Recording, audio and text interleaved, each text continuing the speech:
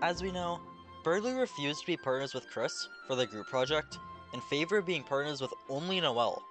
At the end of Chapter 2's pacifist route, Berdly does agree to work with Kris and Susie on their respective projects, but this is most likely due to the events of Chapter 2, even if Berdly doesn't really know if it was real or not. So what if Berdly agreed to have a group of 3 with Kris? After all, he does see Kris as distant number 3, so why not try a group with the 3 smartest students in the class? I've had this question for so long, and I think I've finally constructed a timeline where the group of 3 happens. Kris enters class late and asks Noelle to be partners. Instead of Berdly jumping in and refusing, he just turns to look at Noelle and Kris. Noelle doesn't end up getting nervous, so Alphys actually hears her and allows the group of 3. I could see a world where Alphys just says no, but for the sake of this video, she says yes. Susie storms into the room, and now you're probably wondering who Susie's partner will be. Well, there's only 9 students in the class, which is a pretty awkward number, so if everyone was a group of 2, there would still be someone left out. But here's the thing, Temmie is partnered with an inanimate object, so they're basically a solo. I don't know why Alphys let this happen, or if she even knows who Temmie's partner is, but I'm not having any of this, so I'm pairing Susie with Temmie. Alphys still can't start class without the chalk, so she still sends Susie and Kris out to get it. After Kris catches Susie eating the chalk, she will once again slam Kris into the locker, but instead of telling Kris that they will do their project without Susie's help, she will tell Kris that they're lucky they aren't partners, before leaving for the supply closet. The Dark World plays out the same way, but any dialogue relating to them being partners is removed. I honestly can't remember if Chapter 1's Dark World even has any dialogue relating to it, but if it does, this is what's happening to it. Kris and Susie still become friends as they return to the Light World, and part ways for the day. If Kris decides to talk to Noelle in hometown, she asks Kris where they went and why they weren't with her and Berdly after school to work on the project. Kris will learn that Berdly ended up laughing it off and said that he expected as much. I'm gonna add a dialogue option where Kris can ask about the project and Noelle will explain them everything that she and Berdly has done so far. Kris goes home, and now we can get into Chapter 2, where the real theory begins. The intro of this chapter is the exact same as usual, since Kris just falls asleep until class is over. Susie waits for Kris after class, and the two still rush over to the closet. But then Noelle enters the scene, looking for Kris. She tells Kris that she and Berdly are going to the library, and asks them to please join them. Then she turns to Susie, and invites her to come along as well. She leaves, and Kris and Susie decide to open the closet anyway, and jump into Castletown. When they leave, Susie will ask Kris if they're going to work on the project with Noelle. She says that she'll have to find Temmie before she heads over. The two split off in the Light World, and Kris goes to the library, where they open the door to the computer lab, and find the next Dark World. Kris doesn't want to go in without Susie, so they look around town for her. They eventually find her looking for Temmie, and Susie questions why Kris isn't working on the project. Kris says that there's a Dark World in the computer lab, and Susie is excited and rushes over it just like after class. The two jump into the cyber world, where they find Noelle captured by Queen. They fight the Werewires before chasing after Queen to rescue Noelle. But not before Rousey appears out of nowhere and pacifies the other Werewires. This Dark World is pretty much the same until the Berdly fight. Berdly sees Kris and smirks, saying that they finally showed up. But then he sees Susie with Kris and gets visibly frustrated. He tells Kris that they're a traitor for teaming with Susie rather than him and Noelle, and doesn't even give him the option to join him. The fight is on, and Berdly loses because he's weak and stupid. The trio split up in search for Queen, and Kris meets up with Noelle. After she joins the party, she asks Kris if they know where they are, and I think Kris wouldn't tell her about the Dark World. At the second Berdly fight, Berdly will question why Noelle is with Kris, and tells her that Kris betrayed them by teaming with Susie. But this comment pisses Noelle off, and she yells at Berdly, saying that Kris never betrayed anyone. Everyone always treats Kris like a freak, and she tells Berdly that he's acting like Susie. And that comment pisses off Berdly, and he scolds Noelle for defending Kris, for hanging out with the biggest school bully. Noelle strikes back, saying that Susie is Kris's best friend, and she's one of the only people besides herself that is actually nice to them. And if Berdly was just nice to them for once, maybe they'd actually show up and help them with their project. Berdly isn't having any of this though, and unconsciously tells Noelle that if she wants to side with the enemy, then she and Kris can work on the project together, while he goes and works on his own project alone.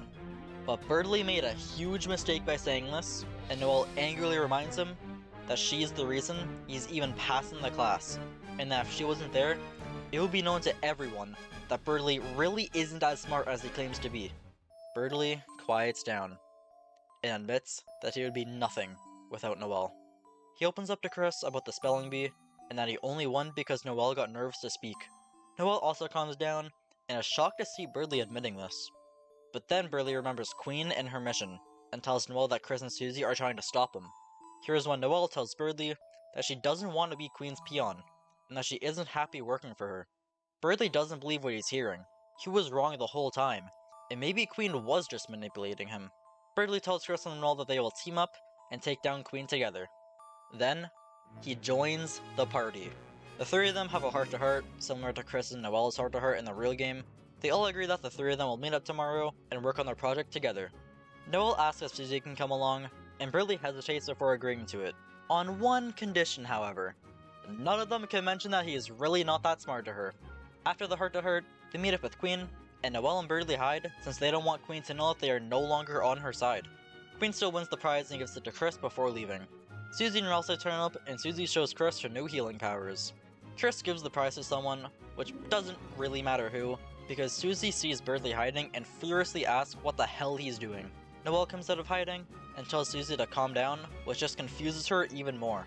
She says that they are the enemy, but Kris reassures her that they are all on the same side now. Susie makes fun of Berdly before the five of them leave together. Now the player can decide who to have in the party, since Berdly and Noelle are party members. The rest of the Dark World plays out roughly as normal, just with a couple extra characters until they reach the mansion where they confront Queen. She tells Noelle and Berdly to get over there, but they refuse. Queen moves to Plan B and captures Noelle, before also capturing Kris, Susie, and Berdly. Ralsei is still left out because she completely forgets about him. Kris, Susie, and Berdly break out of their cells with the help of Lancer, and they come across the shape puzzles. Berdly doesn't want to look dumb in front of Susie, so he whispers to Kris to let him do it. But Berdly is visibly struggling, so Kris helps out and completes the first puzzle. Susie laughs at him for needing Kris's help, and he runs off into the next room saying that he'll do the next one by himself. He still can't figure out what to do, so Kris has to help him out once again, which Susie makes fun of. Berdly runs off again, hoping to do the last puzzle by himself, but is once again too stupid to figure out what to do. But instead of Kris figuring out the solution, Susie has the idea, and Kris uses that idea to complete the puzzle.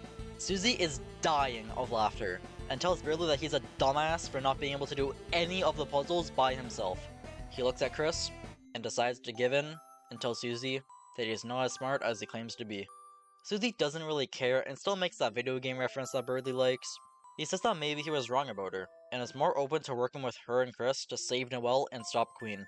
Instead of running ahead, Berdly remains in the party throughout the whole mansion. The acid river requires a bigger swan boat, and the rules fight needs to be buffed a bit since there's another party member for it. And at the camera, the four of them can do a pose. Susie does the rude gesture, Ralsei does the peace sign, and Berdly does a gamer pose. Kris can do whatever the hell they want, and the four of them make it to Noelle's room, where they storm in and save Noelle from the werewires, which they will need to actually fight this time. They don't end up riding the Ferris wheel, and just leave the room and confront Queen. Queen is surprised that Noelle escaped her room, and tells her to get over there. Berdly steps up, and tells Queen that Noelle would never be happy working for her. And then Ralsei asks Queen why she wants to start the roaring, and explains to everyone what the roaring is. Queen doesn't fight them, and lets Kris seal the fountain. They all wake up, and Berdly and Noelle question if it was just a dream. Because the four of them are friends now, Kris and Susie will tell them about the Dark Worlds, and that everything was real. Kris finishes off saying that that's where they went during Chapter 1, and Berdly and Noelle can't believe it. But then Berdly's alarm goes off, and he and Noelle have to go. Before he goes, he reminds Kris to meet them tomorrow, and tells Susie that she can come along as well. Susie tells them not to tell anyone about the Dark Worlds before Berdly and Noelle leave the library.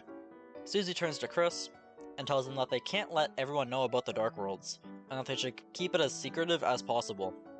The two of them leave and go to Kris's house, where Susie sleeps over, and the ending still plays out with Kris creating a dark fountain in their house. And that's my theory on what would happen if Kris was partners with Noelle and Berdly. I never know how to end these theories, so you know what?